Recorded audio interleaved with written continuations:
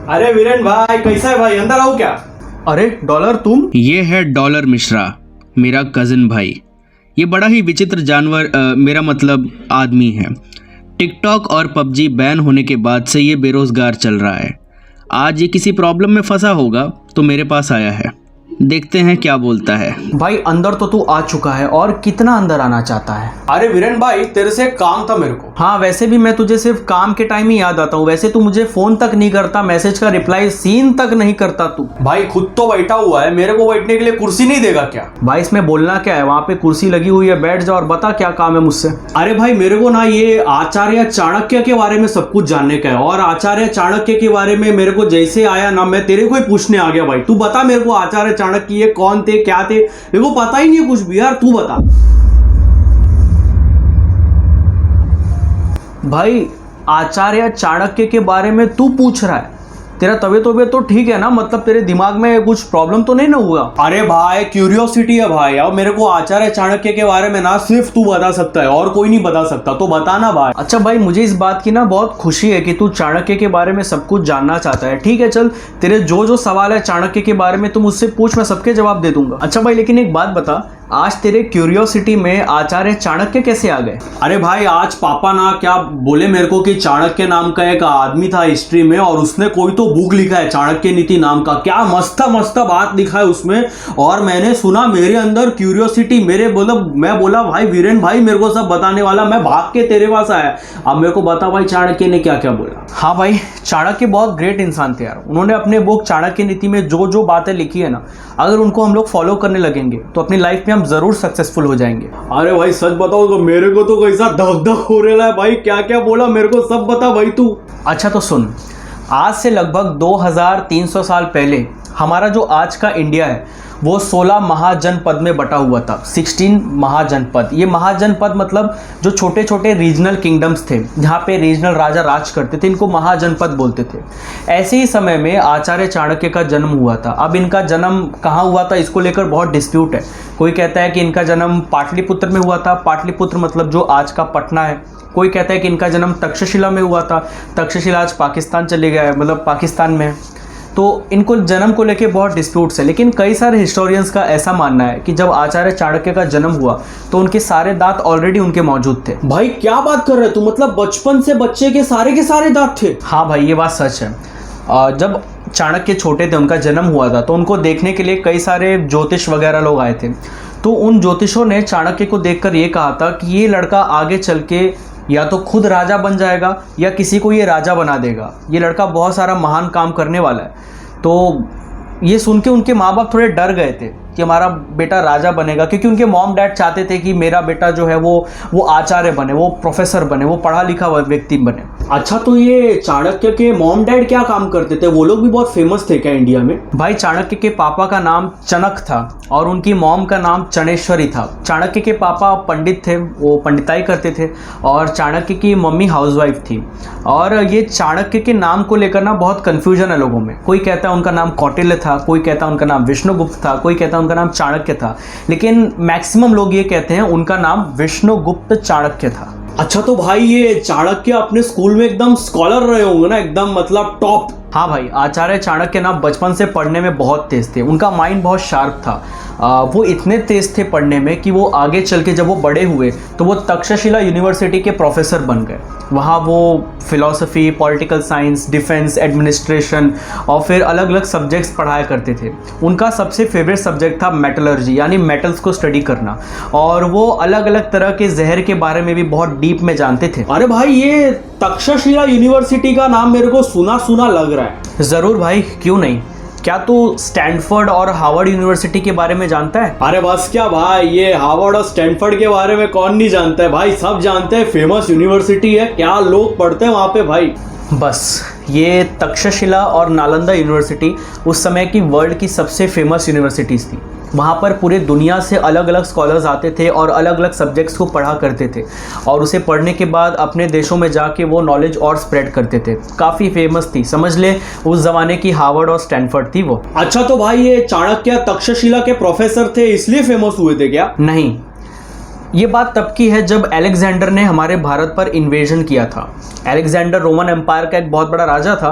वो एक एक करके अलग अलग राजाओं को हराता था और उनके राज्यों पर कब्जा कर लेता था, उनके किंगडम्स पे कब्जा कर लेता था और उसके सैनिक बहुत अत्याचार कर रहे थे।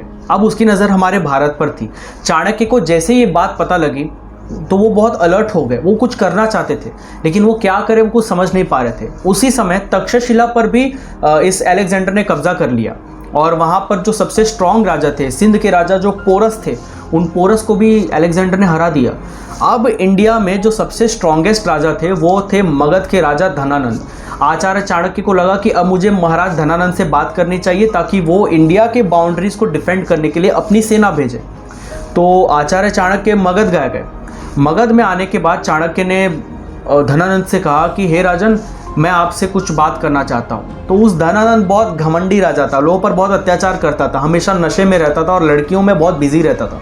तो उस धनानंद ने क्या बोला कि इस ब्राह्मण को सोना चांदी दे के विदा कर दो, हटा दो। बहुत घमंड था उसको अपने पैसे पर, अपने पावर पर। तो आचार्य चाणक्य ने बोला कि नहीं धनानंद, मुझे सोना नहीं चाहिए महाराज, हमारा भारत खतरे में है, आप अपनी आर्मीज को भेजिए और हमारे भारत को बचा लीजिए। अच्छा, तो क्या वो धनानंद ने चाणक्य की बात मानी? नहीं दोस्त, ये जो धनानंद था ना, ये बहुत घमंडी था। उसने आचार्य चाणक्य की बहुत इंसल्ट की, उन्हें बुरा भला कहा, उन्हें वहां से जाने को बोला। भाई फिर चाणक्य ने क्या किया? भाई उस टाइम ना आचार्य चाणक्य पूरे भारत को बचाने की बात कर रहे थे। तो एक बार उन्होंने फिर से प्यार से कहा कि हे राजन, हमारा भारत सच में बहुत खतरे में है, आप प्लीज़ अपनी सेना भेजिए और हमारे देश को बचा लीजिए। लेकिन इस बार धनानंद ने अपने सारे लिमिट्स को पार कर दिया। उसने चाणक्य का बहुत बुरी तरह से इंसल्ट किया, तुम बहुत बेकार दिखते हो ऐसे, तो उनको लात मार के निकाला। जब उन्हें लात मारा और चाणक्य गिरे तो उनकी शिखा, जो ब्राह्मणों की शिखा होती ना, बड़े से बाल होते हैं, वो शिखा खुल गई और चाणक्य की बहुत गंदा इंसल्ट हुआ और सब वहां पर चुपचाप खड़े रहे, किसी ने कुछ नहीं बोला। भाई चाणक्य का इतना गंदा इंसल्ट हुआ तो चाणक्य ने तो मैटर ही किया रहेगा ना धनानंद के साथ में। भाई चाणक्य ना एक बहुत स्वाभिमानी ब्राह्मण थे, प्रोफेसर थे, उनकी सब बहुत इज्जत करते थे। लेकिन इस धनानंद ने ना बहुत बुरी तरह से उनकी इंसल्ट की। तो चाणक्य ने उसके सामने ही उससे बोला कि हे धनानंद, आज मैं प्रतिज्ञा करता हूं कि जब तक मैं तुम्हारा विनाश नहीं कर देता और तुम्हारी जगह एक अच्छा राजा नहीं बिठा देता, तब तक मैं अपनी ये शिखा जो आज खुल गई है इसको नहीं बांधूंगा और मैं तुम्हारा विनाश जरूर कर दूंगा। जिस शिखा का तूने आज अपमान किया, मैं आचार्य विष्णुगुप्त चाणक्य उसी शिखा की शपथ लेता हूं कि तेरे नंद वंश का समूल नाश कर दूंगा धनानंद। तुझे इस सिंहासन से उखाड़ कर यहाँ एक योग्य शासक को बिठाऊंगा। फिर आचार्य चाणक्य को मिले चंद्रगुप्त मौर्य। चंद्रगुप्त मौर्य जब आचार्य चाणक्य को मिले तो उनकी उम्र कुछ 12-13 साल की रही होगी। वो अपने दोस्तों के साथ राजा चोर सिपाही वाला गेम खेल रहे थे। तो आचार्य चाणक्य ने देखा कि ये लड़का अपने दोस्तों के साथ खेल रहा है और ये अपने दोस्तों को ऑर्डर्स दे रहा है, इसके अंदर एक लीडरशिप वाली क्वालिटी थी। चाणक्य को चंद्रगुप्त में एक स्पार्क नज़र आया। फिर चाणक्य ने क्या किया कि चंद्रगुप्त की मम्मी से बात किया कि मैं आपके बेटे को ले जाना चाहता हूँ, मैं इसको पूरे भारत का राजा बना दूंगा। तो चंद्रगुप्त की मम्मी जो थी वो थोड़ा डर गई कि मेरे बेटे को ऐसे ले जाना चाहते हैं, लेकिन चाणक्य एक ब्राह्मण थे।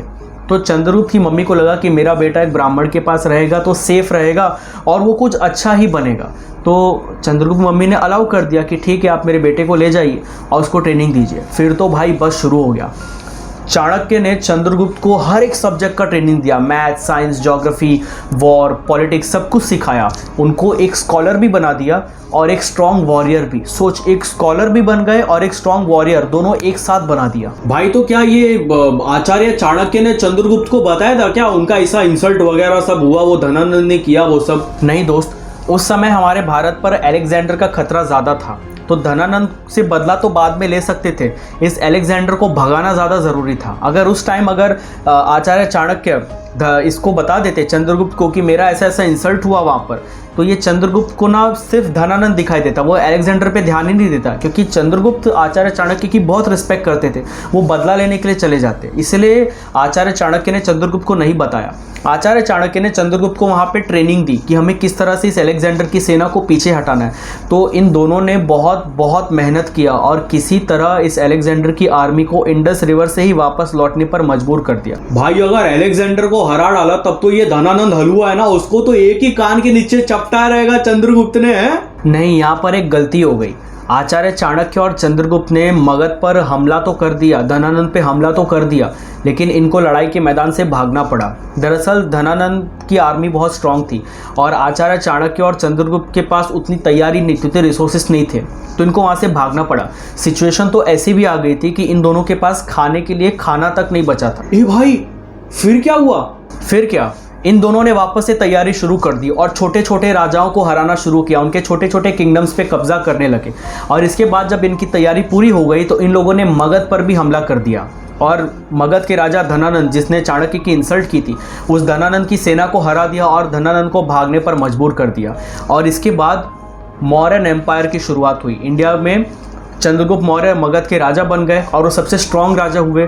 उसके बाद चंद्रगुप्त मौर्य के प्राइम मिनिस्टर बन गए आचार्य चाणक्य और चंद्रगुप्त मौर्य को आगे भी गाइड करते रहे, जिसके बाद मौर्यन एम्पायर पूरे इंडिया में फैल गया और इस तरह चंद्रगुप्त मौर्य बन गए पूरे भारत के राजा। भाई यार, ये चंद्रगुप्त कितना लकी है यार, मतलब उसको आचार्य चाणक्य जैसा गुरु मिला, मतलब क्या ट्रेनिंग मिला, मस्त एकदम। अच्छा, लेकिन भाई वो बोलते हैं ना कि वो सक्सेसफुल आदमी को घमंड भी आ जाता है, तो क्या चंद्रगुप्त को घमंड नहीं आया क्या? आचार्य चाणक्य ने चंद्रगुप्त को ना स्पिरिचुअलिटी का भी ज्ञान दिया था, तो इसी वजह से चंद्रगुप्त इस बात को लेके कॉन्शियस थे कि वो हमेशा पूरे भारत के राजा बन के नहीं रह सकते, उनको कभी ना कभी वहाँ से हटना पड़ेगा। स्पिरिचुअलिटी से याद आया, अगर आपने मेरे गीता के सभी वीडियोस नहीं देखे हैं तो उन वीडियोस को भी जाकर देखिए। पूरी भगवत गीता के 18 अध्याय मैंने बहुत ही आसान शब्दों में समझाए हैं, वो भी आपको मिल जाएंगे। भाई ये चाणक्य ने तो बहुत सारा बुक्स लिखा रहेगा ना एकदम। भाई आचार्य चाणक्य ने ना बहुत सारी बुक्स लिखे होंगे, लेकिन आज के टाइम पे जो उनकी दो सबसे फेमस बुक्स अवेलेबल हैं वो है अर्थशास्त्र और चाणक्य नीति। इन बुक्स को जो भी पढ़ लेगा और इसमें लिखी हुई बातों को अपनी लाइफ में अप्लाई करना शुरू कर देगा, वो इंसान एक राजा की जिंदगी बिता सकता है, वो इंसान सक्सेसफुल जरूर बनेगा। अच्छा भाई, ये चाणक्य का ये बुक कहाँ मिलेगा? डिस्क्रिप्शन में लिंक दिया हुआ है भाई, वहीं से परचेस कर लो। अच्छा भाई, अब ये भी बता दे कि ये चाणक्य नीति हमको पढ़नी क्यों चाहिए? मतलब मेरा तो कोई ऐसा धनानंद जैसा दुश्मन है नहीं और मेरा कुछ इंसल्ट वगैरह भी नहीं हुआ है और अभी कोई अलेक्जेंडर भी नहीं है, मैं क्यों पढ़ूं चाणक्य नीति? मतलब ये भी बता दे। देख भाई, जब कोई मुझसे पूछता है ना कि हमें जिंदगी में कौन सी बुक्स पढ़नी चाहिए, तो मैं उसे सिर्फ दो बुक्स के बारे में बताता हूँ, एक भगवत गीता, दूसरी चाणक्य नीति।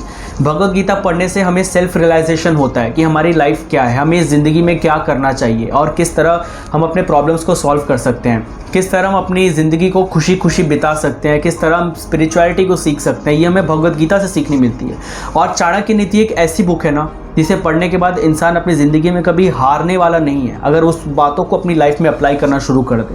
तो बस मैं तुझसे ये कहूँगा, एक तो तू भगवत गीता पढ़ ले और दूसरी चाणक्य नीति पढ़ ले, बस तू अब शुरू कर दे। भाई अब से ना मेरे को जितना भी प्रॉब्लम्स आएगा ना लाइफ में, उसका सॉल्यूशन लेने मैं तेरे पास आऊंगा। क्या तूने चाणक्य नीति सब पढ़ के रखा है ना वगैरह सब, तो उसमें से मेरे को सॉल्यूशन दे डाल, क्या बोलता है? इसका मतलब तू रोज अपने प्रॉब्लम्स लेके मेरे पास आएगा? अरे यार, तू मेरा भाई है ना, और किसके पास जाऊंगा मैं? भाई है तू मेरा यार, जान है तू मेरी। ये लड़का मुझे इमोशनल ब्लैकमेल कर रहा है। ठीक है भाई, फिलहाल तू जा, मेरे पास अभी बहुत सारे काम करने हैं, जब प्रॉब्लम होगी तब आना मेरे पास।